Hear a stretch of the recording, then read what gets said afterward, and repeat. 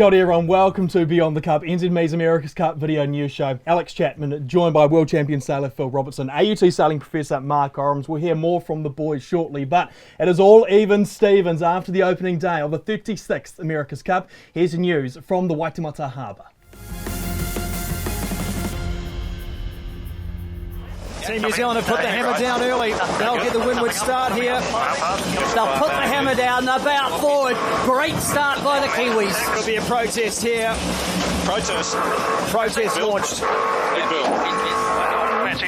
Moved there by Luna off the Prada Pirelli. That was the king hit. They knew we were slower off this line, not in a strong position. No penalty. Emirates Team New Zealand around the mark again, and it all looks very smooth and effortless at the moment on board. Sailing slightly lower through the exit of that manoeuvre. Oh, a bit of a trip here. Is that race on nerves? And they have reminded everyone that they are the defender of the America's Cup. Race 1 goes to New Zealand. And another race just around the corner. Yeah, well, it's definitely obviously good to get off the line and get a few shifts up that first beat. We found ourselves on the wrong side of everyone up the second beat, but never really thought it was worth to do the extra manoeuvre. Probably a wrong move in hindsight, but yeah, really happy with the pre-start and the way that the whole team's got the boat in good shape. I think the start wasn't bad, but we could have done a little bit better, and I'm sure that we will fight hard on the next one. One down. Now they go, and immediately they go the other way. Split tack here, and Emirates Team New Zealand have gone out to the right. Luna Rossa, Prada Pirelli may be sailing a defensive race, but it's a great tactic right now. Emirates Team New Zealand unable to chew into that lead. It has stayed the same. That'll give Emirates Team New Zealand a sniff here. They're coming into that bottom mark a bit faster. This is going to be close. Extraordinary sailing this from Pete Burling.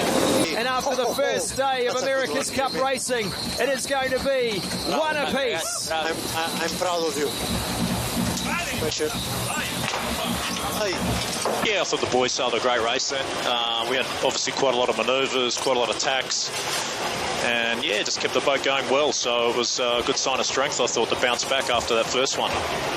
Yeah, well, we definitely didn't get the best start. We kind of quite liked the right looking up the beat, so we were kind of quite keen on that windward position, but then just didn't do quite a good enough job of the roundups. Ended up skidding sideways and falling into them, which was a bit of a shame, but yeah, we definitely looked a little bit rusty there in that one, but it was good to get back into them on that last speed and really show that we are good downwind. It felt like had there been another lap, we might have had a good chance. So 1-1 after the first day of racing. Team New Zealand winning the first race, Luna Rossa the second. Mark Orams, what were your thoughts after that opening day? Well, game on was my thoughts. Day one of an America's Cup is always the most exciting day because there are so many unknowns. And what we learned today is that we've got two very competitive teams that are not unevenly matched. And that's a great thing for the event and for the regatta. So it's going to come down to who sails the best, who makes the least mistakes. Phil, how surprised were you about that one all day? Very surprised, to be honest. I think word on the street was, I guess it's all rumours we can say, but Team New Zealand was faster and they're going to blitz it. But look, Luna Rossa, we can't write them off. Look what it is, 1-1 at the end of day one, and yeah, what a ripper, two great races. Mark, what have we learnt? Well, I think we learned that that the pre-starts, once again, are really important. And if you can get off the line in front, you can defend. And these courses, because of the boundaries, even in a puffy, shifty day like today, if you sail well from the front and you can keep bouncing your opponent out to the cushion, if you like, or out to the corners, you can control the race. So increasingly, through the Prada Cup we saw this, and we're seeing it again on day one of the America's Cup, that getting off the line with an advantage allows you to control and win the race. So those are the thoughts of both the boys. Let's hear now from both teams in their post-race press conferences. Yeah, well, I think we're still pretty happy with how our boat's going.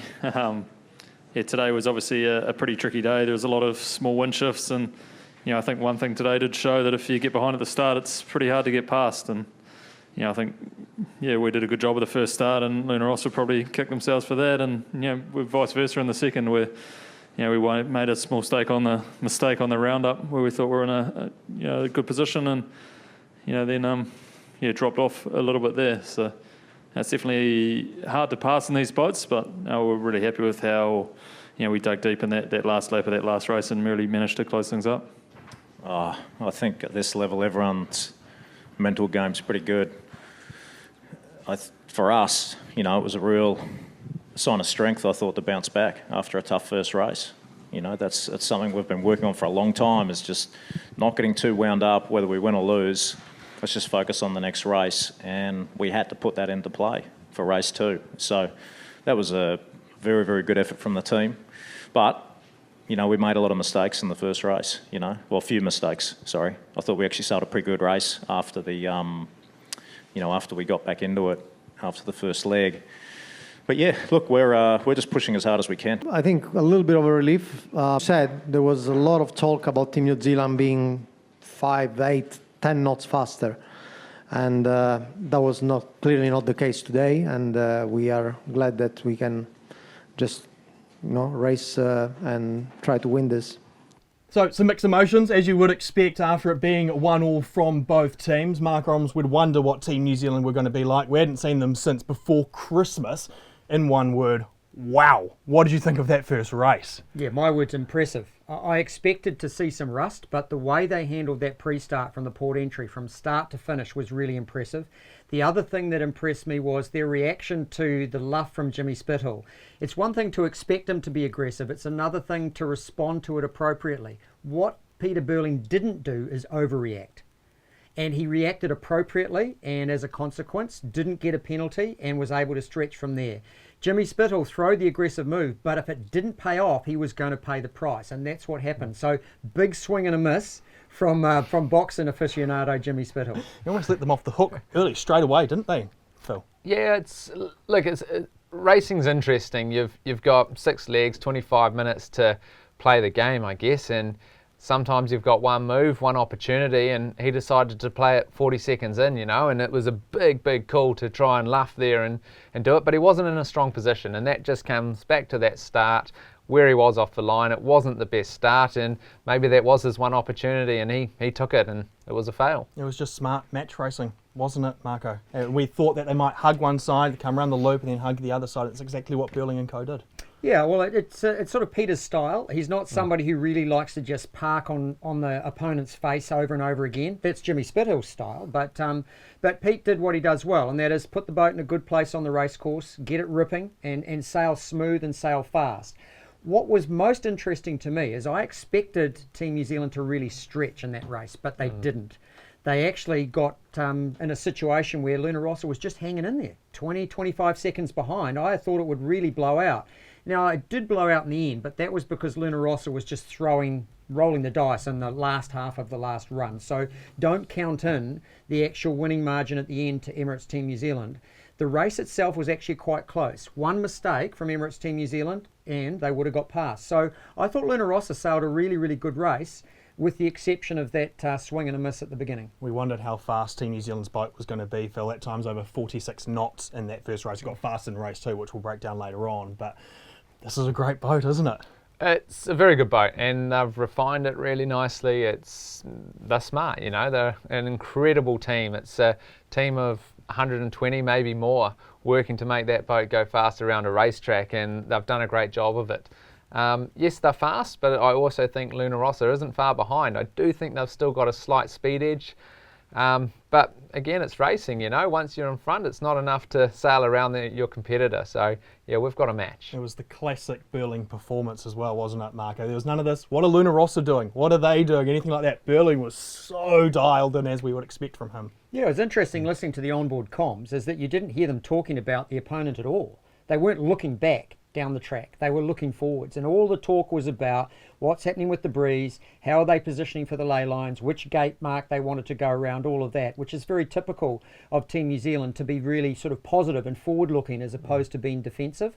But there is a time in match racing, as Phil will tell you, that you do need to defend, and that's when somebody's coming at you, and that's what we saw in the second race, and Luna Rossa did that really well. We haven't really seen Team New Zealand do that much, and so I think that what we've seen today is they're going to need to develop that part of their game to win this event. Phil, can you just elaborate on that a bit more, and how will Team New Zealand and Burling improve on that? Yeah, look, I think there's in a match race you've got two options. You're either going to attack or you're going to defend. When you're in front, typically you can defend. Now, how early you defend is really your big decision. So I guess the decision is for Team New Zealand is when that is, because their game, everything they sort of have programmed in them is to attack when they're in front, keep attacking, and they do a really good job of it. The team is set up for that, as Mark says, and maybe there is a time to defend. Luna Rossa, on the other hand, they defend. They come off the line in front and they went into defence mode straight away. It wasn't until that 5th out of 6 legs that they attacked the race itself, and they lost a lot. So a much different sort of strength in the two teams there, and different strategies that they have to put into place. We were then sitting there and wondering, okay, is this just going to be a 7-0 absolute whitewash? The Emirates Team New Zealand going to be this dominant? You're shaking your head, Mark Arms. No. Wind went up. We thought that might be more advantageous to Team New Zealand, but Luna Rossa, what a race from Jimmy Spittle. Yeah. My thinking in advance of today was it would probably be 1-1, but the order would have been opposite. I would have expected Luna Rossa to be the team that came out really race ready and nailed the first start, and Team New Zealand to just be a little bit of rust and not perhaps nail their time on distance. And also, because it was lighter wind conditions in the first race, I expected Luna Rossa to be more competitive. The opposite was the case. And then when the wind came up in the second race, we had the reverse. So we've got an interesting scenario here. The other thing that I've reflected on is looking back in Bermuda.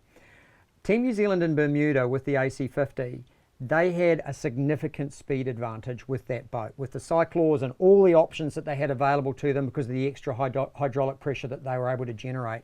They don't have that this time. It's going to be a different kind of event. And so Peter Burling and co are going to have to adapt their thinking. They cannot use boat speed to win this regatta. They're going to have to sail well. Now, they absolutely have the ability to do that. But to come to the point we were looking at before, the ability to defend when an opponent is coming at you is a really important part of match racing. And that's not something we've seen Burling and co have to do much because they were so fast in Bermuda and they were so fast in the Christmas Cup. Here, they've got maybe a slight speed edge, but not enough for them to just romp away with this. A lot of letters and acronyms get thrown around in sailing, and we're all learning on the fly almost. There were 2 letters that kept coming up, particularly in race 1. JK. Can you explain, Mark Orams, what JK is? Right, I'm going to have a crack at this one without being disrespectful. So JK are the initials of a very talented, very experienced American tactician and helmsman, John Kostecki. He's a San Francisco native. He was the tactician on board the AC-72 for Oracle Team USA in the San Francisco Defense of the America's Cup for the first half of that regatta. And he made a decision coming to the bottom mark when defending or sailing against Emirates Team New Zealand in the 34th America's Cup to come around a bottom mark and to tack immediately after they rounded the mark. Right. Now, on those AC-72s, they did not foil upwind. And so tacking a large 72-foot catamaran when you're not foiling is an enormous speed loss. And what resulted was Emirates Team New Zealand at that time was able to get around them and to win that race. The result for John Kostecki, unfortunately, he ended up being taken off the boat and replaced by a man called Ben Ainsley. And we know what happened then in the most famous comeback in America's Cup history. So the JK is named after this amazing American sailor named John Kostecki, and unfortunately it's reminiscent of that particular decision in that race back in 2013. We then thought, is there maybe going to be a 2013 potential comeback if Team New Zealand win this race and then keep going in race 2? Luna Rossa won the start though, Phil Robertson, and Jimmy Spittle just did some Jimmy Spittle things. Yeah, look, they won the start, and it's as simple as that. This is a match race. The start is such a key part of it, and you have to be coming off the line even or better. And if you're not even, it's going to be extremely hard to win the race. You're going to rely on your competitor to make a mistake, and at this level, you can't do that anymore. So the start being such a key part of this racetrack now, and yeah, we're gonna have to see some changes and a bit of aggressiveness, I'd say, from Team New Zealand and the boys to be able to match and get up to the standard of Luna Rossa Prada when it counts. Jimmy Spittle continuously throughout, firstly the Christmas Cup, then the Prada Cup, and now the America Cup, just shuts down the passing lanes really well, doesn't he, Marco? Yeah, well, the pattern that we're seeing emerge really strongly here, though, is how important the port entry is into the start box, and no accident today that the port entry won both starts. So the port entry, what we see in that situation, because we've only got 2 minutes and these boats go so fast that they've really got limited manoeuvres. And so the port entry is able to make the decision as to when to lead back to the start line. And if they get their time on distance right, the starboard entry boat that comes in 10 seconds later has to make a decision. Do they try and go in front and therefore they're early for the start? Or do they try and trail and therefore they're potentially late for the start?